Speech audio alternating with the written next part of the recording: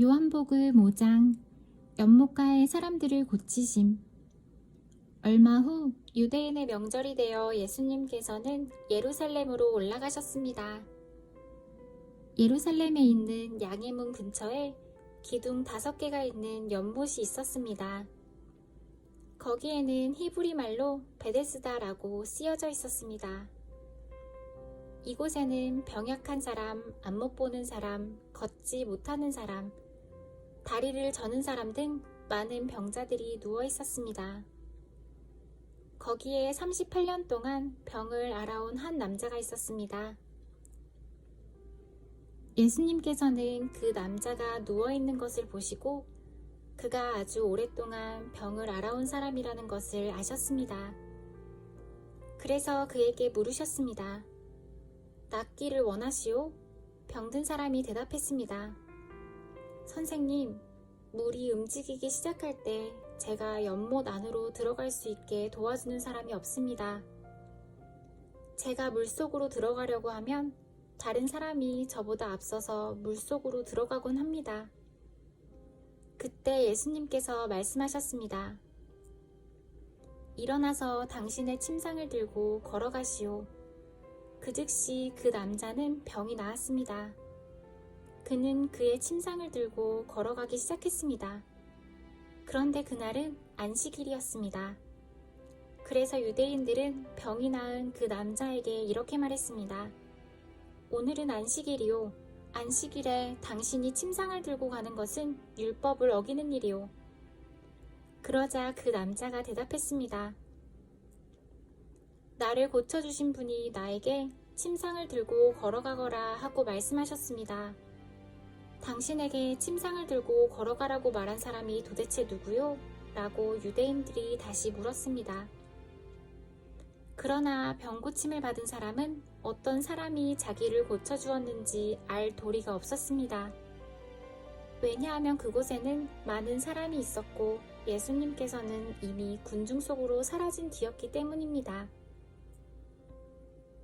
얼마 후 예수님께서는 성전 뜰에서 그 남자를 만나 그에게 말씀하셨습니다.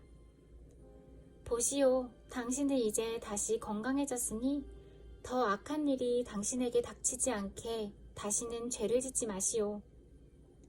그 남자는 그 자리를 떠나 유대인들에게 가서 자신을 고쳐주신 분이 예수님이라고 말했습니다. 예수님께서 안식일에 이러한 일을 하셨기 때문에 유대인들은 예수님을 핍박하기 시작했습니다. 그러나 예수님께서는 그들에게 이렇게 말씀하셨습니다. 내 아버지께서 지금까지 항상 일하시니 나도 일한다. 이 말 때문에 유대인들은 더더욱 예수님을 죽이려고 안달하였습니다.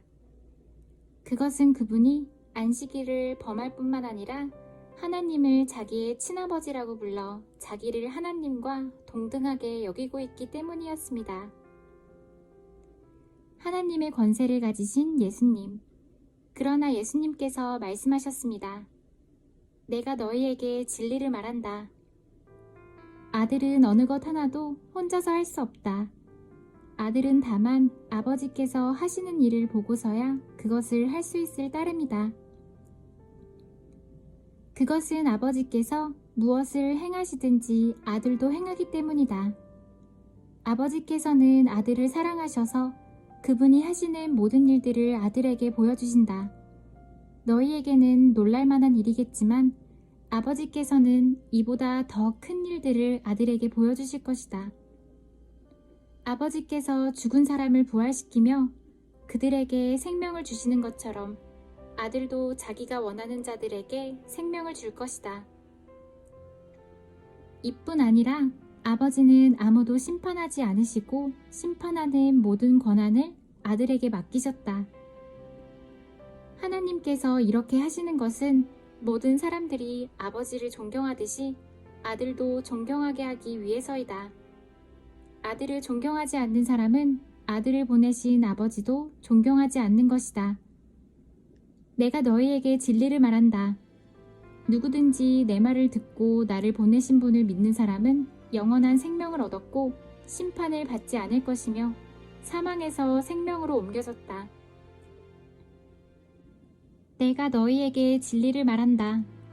죽은 사람이 하나님의 아들의 음성을 들을 때가 올 것인데 그때가 바로 지금이다. 그 음성을 듣는 사람들은 살 것이다. 아버지 속에 생명이 있는 것처럼 아버지께서는 아들에게도 생명을 주어 그 속에 있게 하셨다. 또한 아들이 곧 인자이기 때문에 아버지께서는 아들에게 심판할 수 있는 권한을 주셨다. 이 말을 한다고 놀라지 마라. 무덤 속에 있는 모든 사람들이 아들의 음성을 들을 때가 올 것이다. 선한 일을 한 사람들은 생명을 얻기 위해 부활할 것이며 악한 일을 한 사람들은 심판을 받기 위해 부활할 것이다. 나는 혼자서는 아무것도 할 수 없다. 나는 내가 듣는 대로만 심판을 한다. 그래서 나의 심판은 의롭다.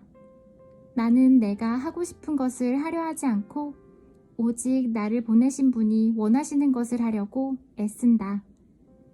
예수님에 관한 증거. 내가 나 자신에 대하여 증언한다면 사람들은 내 증거를 참된 증거로 받아들이지 않을 것이다. 그러나 나에 대하여 증언하는 다른 분이 계시니 나는 그분이 나에 대하여 증언하는 것이 옳다는 것을 안다.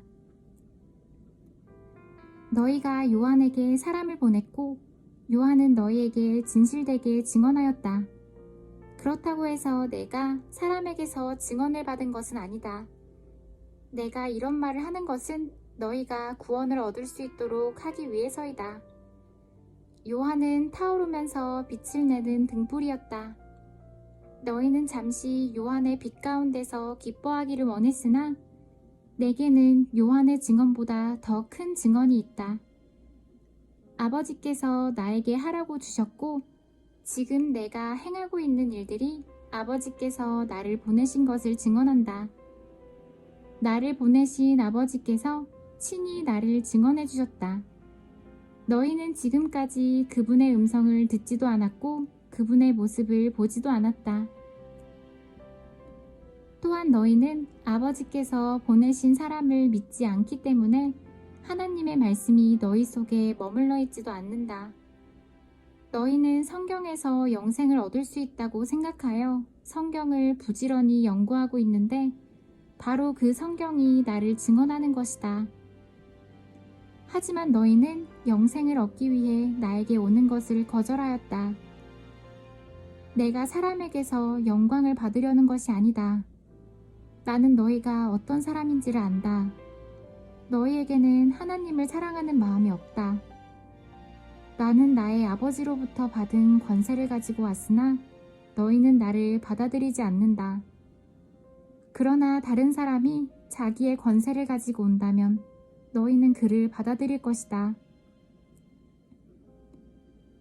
너희는 너희끼리 영광받는 것을 좋아하면서도 하나님께로부터 오는 영광을 얻는 일에는 힘을 쓰지 않으니 너희가 어떻게 나를 믿을 수 있겠느냐.